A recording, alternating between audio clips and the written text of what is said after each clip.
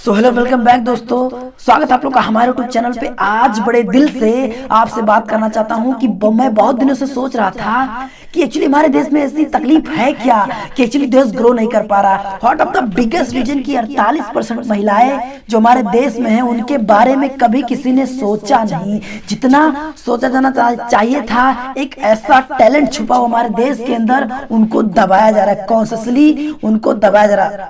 आज एक बात बताना चाहता हूं मैं आपको। एनएसओ के एंथोटिक रिपोर्ट के अनुसार केवल 4% का वुमेन पार्टिसिपेशन है ऑर्गेनाइज सेक्टर में हमारे देश के अंदर। यहां तक कि बड़ी पावरफुल कंट्री में एक औरत का 71 से 75% का वुमेन पार्टिसिपेशन होता है। आज कोई नौकरी नहीं देना चाहता उनको। क्यों नहीं देना चाहता है? अरे ये तो गर्भवती हो जाएगी, अरे इसकी शादी हो जाएगी, अरे इसके बच्चे हो जाएंगे, ये काम नहीं कर पाएगी। उनको नीचे डाउन प्ले करके देखा जा रहा है। उनको काम क्या सिखाते हैं? तू बिस्तरा लगा, खाना बना, जूते पॉलिश कर घर में बैठ के। एवरेज एजुकेशन एक औरत को हमारे देश में आज 1.25 साल तक दी जाती है। 1.25 साल, आप समझ रहे मेरी बात को? नर्सरी में पढ़ना शुरू किया, केजी में पढ़ना छोड़ दिया। हाँ क्या? बिल्कुल 1.25 साल एवरेज एजुकेशन। 2011 का सेंसस रिपोर्ट एथेंटिक डेटा 1.25 साल आज एजुकेशन दी जा रही है एक औरत को हमारे देश के अंदर। नर्सरी में पढ़ना शुरू किया, केजी में पढ़ाई खत्म।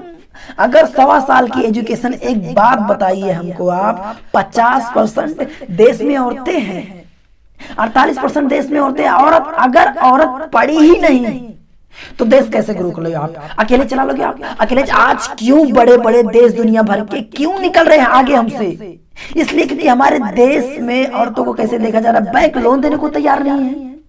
अरे बैंक क्या कहता है? अरे ये लोन नहीं चुका पाएगी, ये लोन नहीं चुका। अच्छा, कुछ गिनी चुनी औरतें दबी उठ करके खड़ी होती हैं आंतरप्रेन्योरशिप के लिए, तो उसके बाद क्या मिडिल मैन आता बीच में। क्योंकि हमारे देश में औरतें हर जगह जा नहीं सकती, हर चीज में औरत घुस नहीं पाती हैं, क्योंकि फिर उनको इस नजर से देखा जाए, क्या कर रही है, क्या कर रही है। किसी काम के सिलसिले में अगर बाहर जाकर अकेले में कमरा लेना पड़ जाए ना, तो उनको फिर लोग ऐसे नजर देखते हैं, होटल में अकेली रहने क्या चक्कर है। आज कितनी जगह पे दबाया जा रहा है उनको। उनके अगर वो कोई कमर्शियल प्रॉपर्टी लेना चाहे रेंट के ऊपर, तो आज कोई उनको देना नहीं चाहता है। अरे पता नहीं क्या चुका पाएगी कि नहीं चुका पाएगी। उनको सपोर्ट के मामलों में आज औरत को नीच देखा जा रहा है। अरे नीच देखने वालों, आप अपने देश, अपने घर को नीच कर रहे हो इस समय। क्योंकि ना तो देश आगे बढ़ रहा है और ना आपका परिवार आगे बढ़ रहा है। मानसिकता की दिक्कत है। तो वर्ल्ड ऑफ बैंक की रिपोर्ट के 2017 के अनुसार भारत इकोसिस्टम एग्जिस्ट नहीं करता औरतों को पनपने के लिए। यहाँ पर औरतों को दबाया जा रहा है। मैटरनल मोर्टेलिटी रेट पृथ्वी में सबसे ज्यादा है भारत के अंदर। आप जानते हैं 131 देश में भारत की रैंक 120वीं है वुमेन वर्क फोर्स में। औरत को सोचा जाता ये काम करने लायक ही नहीं है, जबकि इसी देश ने नैना लाल की दुआएं दी थी, जबकि इसी देश से इंदिरा नूरी बाहर निकली, अरुंधति भट्टाचार्य इसी देश से निकली, शहनाज हुसैन एक छोटे से परिवार से, मिडिल ईस्ट से निकलकर जिसने हर्बल प्रोडक्ट को लेकर पूरी दुनिया में नाम कर लिया।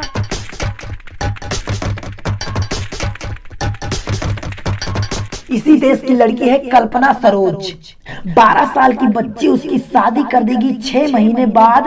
उसको इतना तंग किया गया, उसकी शादी बर्बाद हो गई। उसके बाद उसके पिता उसको ले आए। कांस्टेबल की बेटी थी, छोटे से गांव से निकलकर 17 साल की उम्र में मुंबई पहुंची।